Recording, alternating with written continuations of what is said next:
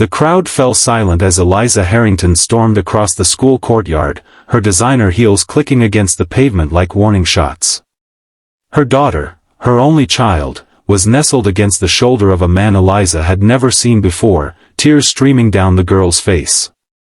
What happened next would change 3 lives forever, in ways none of them could have imagined. If you're touched by this story of unexpected connections and second chances, please hit that like button and subscribe to see more stories that remind us how life's most beautiful moments often come when we least expect them. Eliza Harrington checked her watch, a custom-made Patek Philippe worth more than most people's cars, and frowned. The quarterly board meeting had run 15 minutes over, and now she was late to pick up her daughter from the prestigious Westfield Academy. As CEO of Harrington Enterprises, a global tech conglomerate valued at over $80 billion, Eliza was accustomed to people waiting for her, not the other way around. Her driver navigated through Manhattan traffic while Eliza answered emails on her tablet. At 42, she had everything money could buy, a penthouse overlooking Central Park, vacation homes on 3 continents, and a company that had revolutionized renewable energy technology. Everything except time. And perhaps a relationship with her 16-year-old daughter that wasn't strained to the breaking point. "We're here, Miss Harrington," her driver announced as they pulled up to the school's ornate entrance. "Thank you, James. Wait here. This shouldn't take long." Eliza stepped out of the car, her tailored Armani suit and perfect chignon marking her as someone who commanded respect. She strode toward the main entrance but stopped abruptly when she spotted her daughter, Sophia, sitting on a bench in the courtyard. Sophia wasn't alone. She was leaning against a man, probably in his late 30s, dressed in worn jeans and a simple button-down shirt that had seen better days. His arm was around Sophia's shoulders, and Eliza's daughter was crying. Something primal and protective surged through Eliza. She marched across the courtyard, her mind racing with worst-case scenarios. Who was this man? Why was her daughter crying? Why was he touching her? "Sophia!" Eliza called out, her voice sharp enough to cut glass. Both Sophia and the man looked up. To Eliza's surprise, Sophia didn't pull away from the stranger. Instead, she seemed to lean into him more. "Mom," Sophia said, her voice thick with tears. "You're late. Again." The accusation stung, but Eliza kept her focus on the unknown man. "Who are you, and why are you with my daughter?" The man stood up, extending his hand. "Jack Reynolds. I'm Lily's dad. Our daughters are friends." Eliza didn't take his hand. "That doesn't explain why you're holding my daughter while she's crying." Jack lowered his hand, unfazed by her coldness. "I was waiting for Lily when I saw Sophia sitting alone. She seemed upset, so I asked if she was okay." "I'm fine, Mom," Sophia interjected, wiping her tears. "Mr. Reynolds was just being nice, which is more than I can say for you lately." Eliza felt as if she'd been slapped. "Sophia, that's enough. Get in the car. We'll discuss this at home." "No," Sophia said, standing her ground. "I'm tired of discussing things, at home, where you can pretend everything's fine. Mr. Reynolds actually listened to me." Jack looked uncomfortable. "Look, should probably." "Dad." A young girl with bright red hair came bounding across the courtyard. "Sorry I'm late. Ms. Peterson wanted to talk about my science project." The girl, Lily, Eliza presumed, stopped short when she sensed the tension. "What's going on?" "Nothing, sweetheart," Jack said, placing a hand on his daughter's shoulder. "This is Sophia's mom, Miss Harrington." Lily's eyes widened. "Whoa, you're Sophia's mom? The one who invented the solar batteries that power half the country?" Despite herself, Eliza felt a flicker of pride. "That's a slight exaggeration, but yes, I'm Eliza Harrington." "That's so cool!" Lily exclaimed. "My dad says you're changing the world." Eliza glanced at Jack, surprised. He shrugged, a small smile playing at his lips.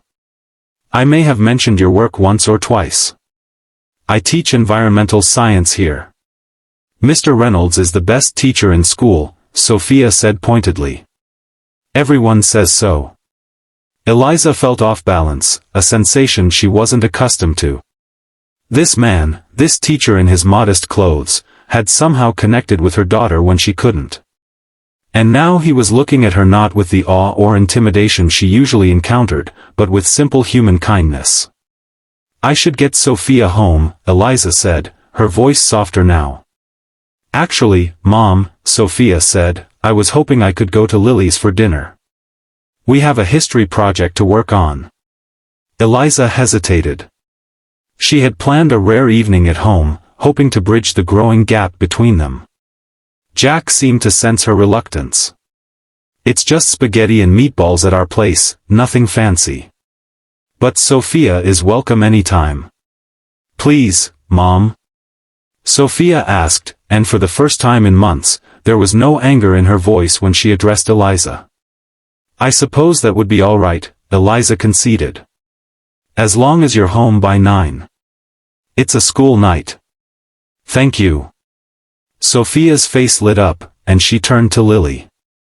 Let me get my backpack from my locker. The girls hurried off, leaving Eliza alone with Jack. I apologize for my reaction earlier, Eliza said stiffly. I'm not accustomed to seeing my daughter cry on strangers' shoulders. Jack nodded. No apology necessary.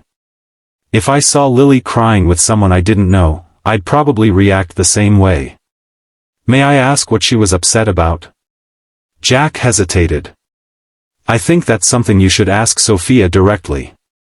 But I will say this, she's a remarkable young woman.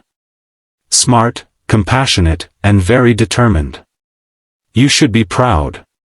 I am, Eliza said quietly. Though I'm not sure she knows that. An awkward silence fell between them, broken only when Jack pulled out a worn business card and handed it to her. My address and phone number. For when you want to pick up Sophia later. Eliza took the card, noting the Queen's address. A far cry from her Upper East Side penthouse. Thank you, Mr. Reynolds. Jack, please. Jack, she repeated, the name feeling strangely intimate on her lips. When Eliza arrived at Jack's modest two-bedroom apartment in Astoria that evening, she was surprised by the warmth that greeted her. The small living room was cluttered but cozy, with bookshelves lining the walls and science projects in various stages of completion scattered about. Sophia and Lily were at the dining table, textbooks open but clearly forgotten as they laughed over something on Lily's phone. Eliza couldn't remember the last time she'd heard her daughter laugh like that, uninhibited and genuine. Jack emerged from the kitchen, a dish towel thrown over his shoulder. Right on time, he said with a smile. Would you like to come in for coffee? The girls just finished their project.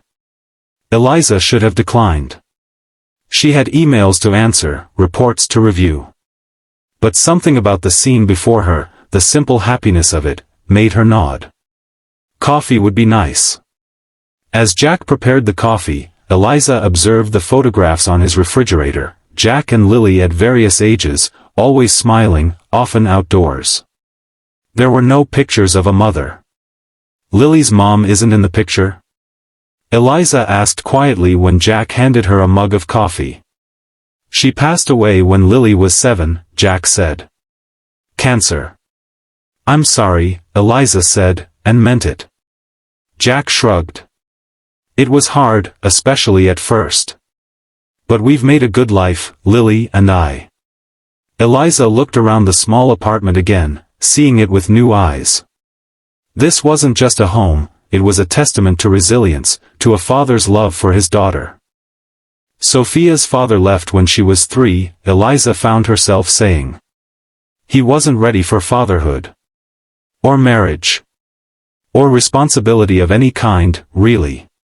His loss, Jack said simply. They sipped their coffee in companionable silence, watching their daughters interact. Eliza felt a strange sense of peace she hadn't experienced in years. "Mom, can Lily come over this weekend?" Sophia asked suddenly. "I want to show her my lab setup."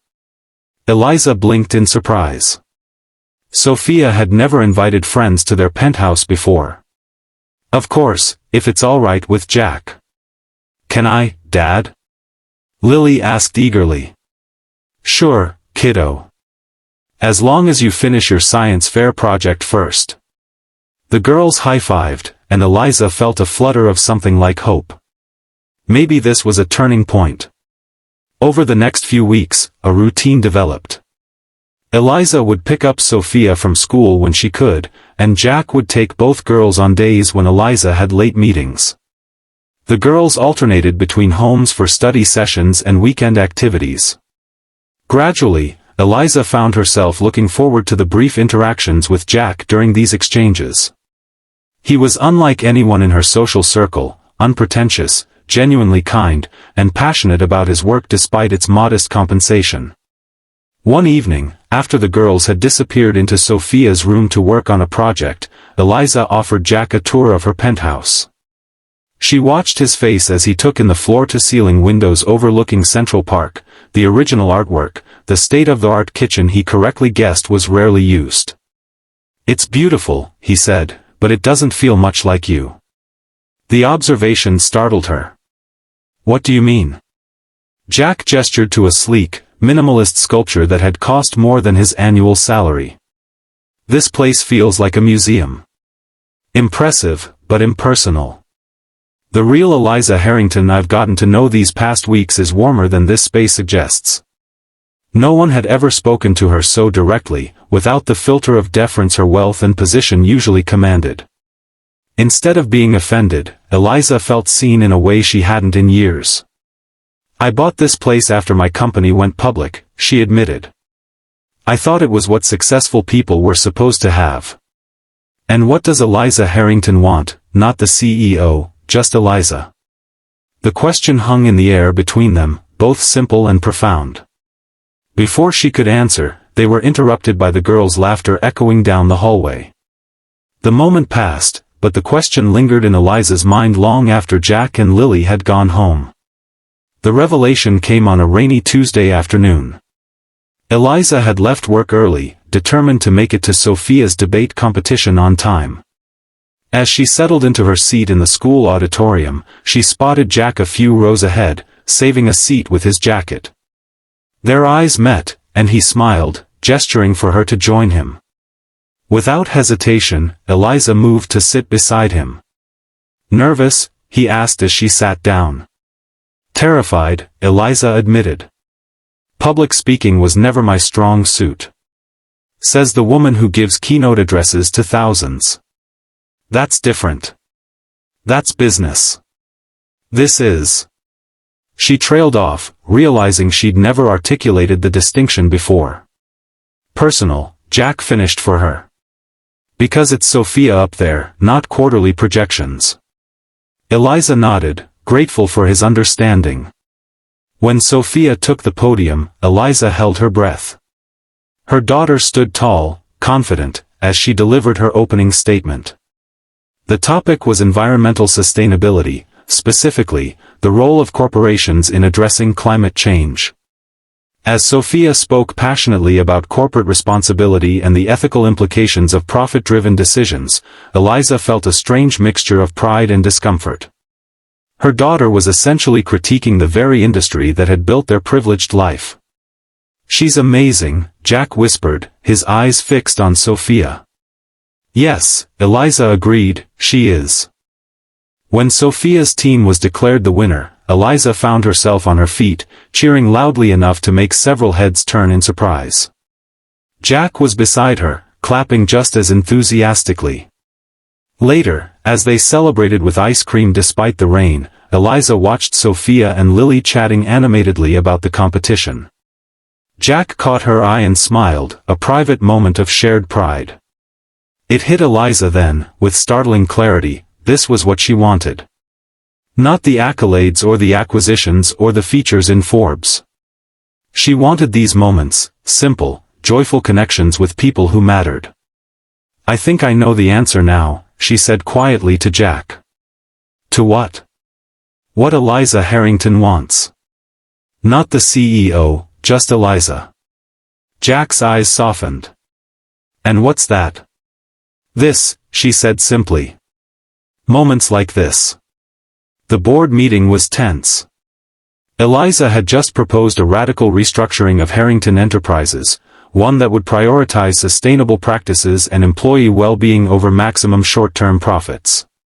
This is business suicide, argued Gerald Winters, her longest-serving board member. Our shareholders will revolt. Perhaps, Eliza conceded, but I believe it's the right thing to do. And I believe we can make it profitable in the long run. This isn't like you, Eliza, another board member commented. You've always been ruthlessly pragmatic. Eliza thought of Sophia's debate, of Jack's quiet integrity, of the conversations they'd had over the past months about purpose and legacy. People change, she said simply. Or perhaps they remember who they wanted to be before success defined them differently. To her surprise, the proposal passed by a narrow margin. As she left the boardroom, Eliza felt lighter than she had in years. She drove herself to Westfield Academy, a new habit she developed, dispensing with her driver for personal trips. The school day had just ended, and students were streaming out of the building. Eliza spotted Sophia and Lily sitting on their usual bench, but Jack wasn't with them. Instead, he was standing near the faculty parking lot, deep in conversation with a woman Eliza didn't recognize. An unexpected pang of jealousy shot through her, followed immediately by embarrassment at her reaction. Jack was free to talk to whomever he pleased. They were friends, nothing more, despite the growing warmth between them. As if sensing her presence, Jack looked up. When he saw Eliza, his face broke into a smile that made her heart skip. He said something to the woman, then walked over to where Eliza stood. Successful board meeting? He asked. How did you know I had a board meeting? Jack laughed. Sophia keeps us all updated on your schedule. She was worried you'd miss dinner tonight. Dinner? At our place. Lily's been planning it all week. Don't tell me you forgot. Eliza had forgotten, but she wasn't about to admit it. Of course not. I just didn't realize it was so important. Jack's expression turned serious. It's Lily's birthday. Sophia's been helping her plan a small celebration. Guilt washed over Eliza. Jack, I'm so sorry. I didn't know. It's okay, he assured her. It's not like we sent formal invitations. But it would mean a lot to Lily if you could come. She's grown quite attached to you. The simple statement touched Eliza deeply. I'll be there. And I'll bring a gift. Just bring yourself, Jack said. That's all any of us want. Lily's birthday dinner was nothing like the elaborate parties Eliza had thrown for Sophia over the years. No caterers, no entertainers, no designer decorations. Instead, Jack had prepared Lily's favorite meal, and the small apartment was decorated with handmade paper chains and balloons. What struck Eliza most was the laughter. The apartment rang with it as they ate, played board games, and watched Lily open her modest pile of presents. Eliza had stopped at a bookstore on the way and purchased a collection of books on astronomy, Lily's passion, along with a gift card for the planetarium. The girl's delight at the simple gift was more rewarding than any business deal Eliza had ever closed. Later, after Lily had gone to bed and Sophia had fallen asleep on the couch, Eliza helped Jack clean up the kitchen. Thank you for including us tonight, Eliza said as she dried a plate. It was wonderful. Thanks for coming, Jack replied. It meant a lot to Lily. And to me.